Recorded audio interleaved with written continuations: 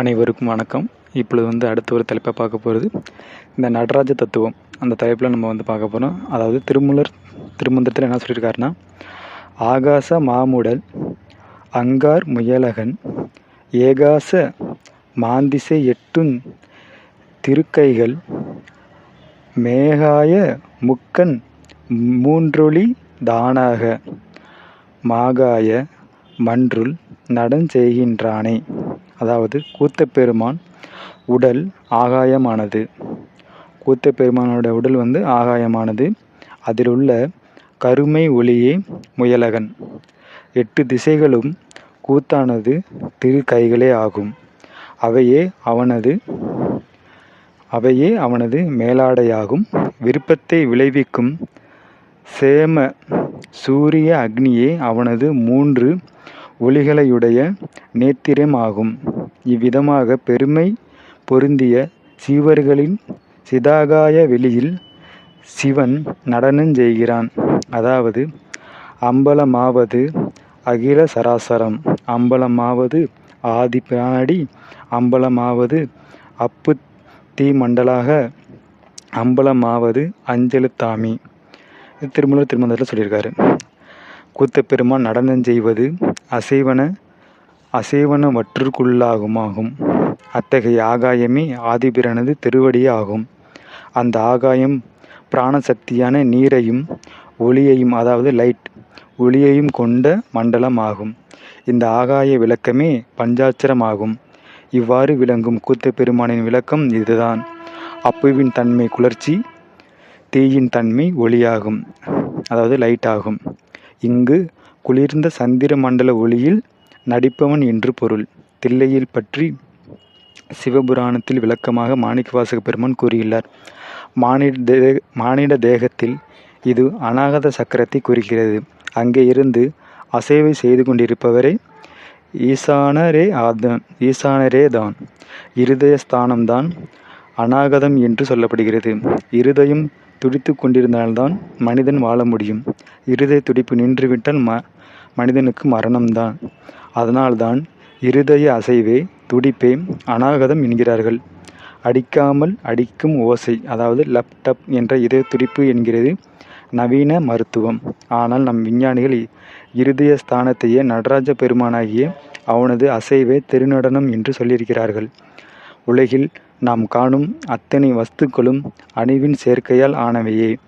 அணுக்களின் சேர்க்கை இல்லாமல் எந்த பொருளும் இல்லை. மனித சரீரமே அணுக்களின் சேர்க்கைதான். உலகில் உள்ள சகல ஜீவராசிகளும் அணுக்களின் சேர்க்கையால் தான் உண்டானது.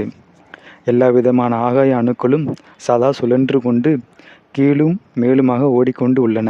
அப்படி இருப்பதில் பூதாகாய அணுக்கள் கீழ பாகத்திலும், அதாவது மூலாதார சுவாதிஷ்டான சக்கரங்களை சுற்றியும் அதிகமாக செயல்படுகின்றன. குணசகீத அணுக்கள் அவற்றின் மேல் இடம் பெறுகின்றன. சிதாகாய அணுக்கள் அதாவது ஆக்ன சக்கரத்தில் அதிகமாக தொல்லைப்படுகின்றன. ஓர் அணுவை பாதியாக்கினால் ஒரு பாதி சதாசிவ கோராகும். மற்றொரு பாதி 4ஆக்கினால் மற்ற பூதங்களின் நாயகரது கூறாகும். இவ்விதமாக சிரசை சுற்றியுள்ள சத்தியோசாதகர், வாமதேவர், தத்புருஷர், அகோரர், ஈசானர் என்ற மூர்த்தங்களின் ஆட்சி அமைப்பே உயிரில் அமைகிறது. இது காரண நிலையாகும். காரிய நிலையில் பிரம்மன் பூதாகாய தலைவராகவும், விஷ்ணு குணசாகீத ஆகாய கூறிலும், உருத்திரர் குணசீதத்திலும் தொல்படுகிறார்கள். காரியம் என்பது தேகமே ஆகும். காரணம் என்பது ஆகாயமே ஆகும். இதனால் பிரம்மன் அரை பங்கு பூதாகாய மற்றவற்றில் அரை காலாகச் சேர்ந்த முறையில் பூதாகாய உடலை ஆட்சி செய்கிறான். அப்புத்தன்மையான அணுத்தன்மை அரையாகவும் மற்றவை அரை காலாகவும் உள்ளன. தேகத்திலுள்ள சுக்கிலம், இரத்தம், நீர் போன்றவை நீர்ப்பகுதிகள் விஷ்ணு ஆள்கிறார். காமாக்னி, உதராக்னி, நாரைக்னி, தேசஸ் முதலிய அக்னி தத்துவம் அரை பங்காகவும் மற்றவை அரை காலாகவும் சேர்ந்து உருத்திரர் ஆட்சி செய்கிறான். காற்றின் பல பிரிவாக அரை பங்கு மற்றவை அரை காலாகவும் சேர்ந்து மகேஸ்வரர் ஆட்சி நடத்துகிறார். இத்தகைய சக்திதான் மூலாதாரம், சுவாதிஷ்டானம், மணிப்பூரகம், அநாகதம் என்று அழைக்கப்படுகிறது. அநாகதம் அசைவுதான் அணுவின் அசைவு. அதன் அசைவுதான் நடராஜாவின் திருவுருவம் ஆகும். விஞ்ஞான சாஸ்திரப்படி காற்றில் 5இல் 2 பகுதி வாயுவும், நைட்ரஜன் 4 பங்கும், ஆக்சிஜன் 1 பங்கும் உள்ளன. இதன் விகிதாச்சாரம் 4:1 என்ற அளவில் இருக்கிறது. திருமூலர் திருமந்திரத்தில் 508வது பாடலில் சோம சூரிய அக்னி கலைகள் 99ம் இறைவனது கலை ஒன்றுமாக சேர்ந்து 100 கலைகள் என விரைவிக்கிறார்.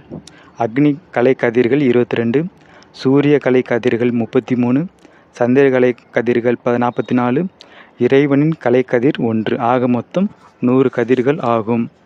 இது நான் உங்களுக்கு அட்டவணையாக போடுறேன். மீண்டும் அடுத்த ஒரு தலைப்பில் சந்திப்போம். நன்றி, வணக்கம்.